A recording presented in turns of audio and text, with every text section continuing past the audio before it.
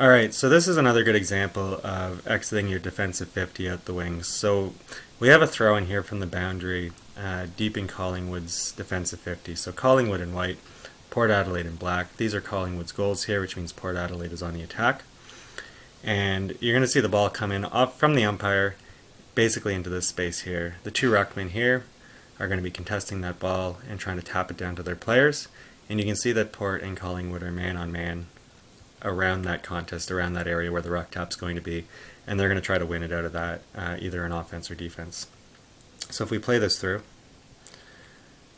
ball gets thrown in.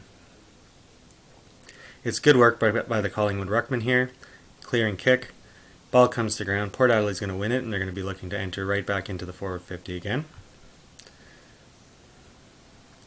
So good hands. Rosie makes a good decision here. Again, we talk about no U-turns. He's facing away from goals.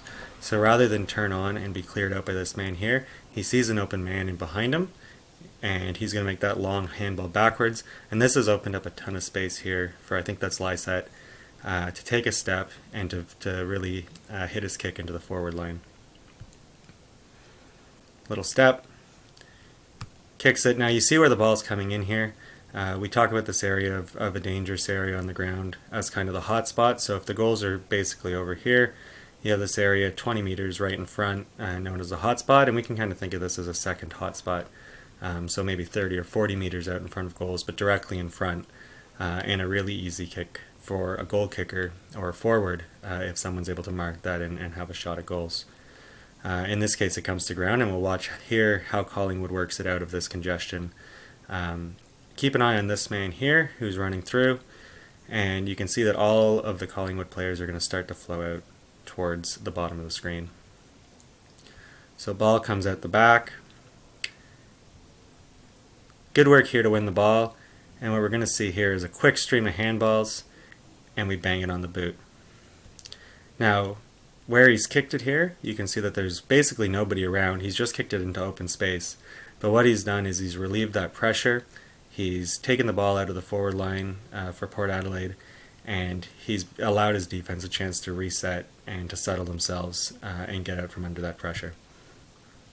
So you'll see here the ball actually ends up rolling out. And if you're Collingwood, that's an exceptional result. You're really happy with that. You've cleared it out of your defensive 50. You've gotten it to the boundary for another throw-in, and you're able to relieve that pressure from Port Adelaide. If we go back to this clear ball coming in, probably too high for what we'd like to see that ball come in a little bit lower, give our forwards a chance to run into it. But Collingwood does a really good job here.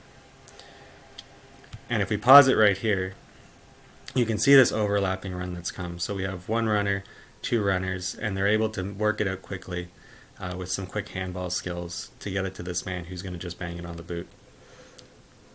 Pressure coming from Georgiadis, but he gets it high and he gets it into that open space.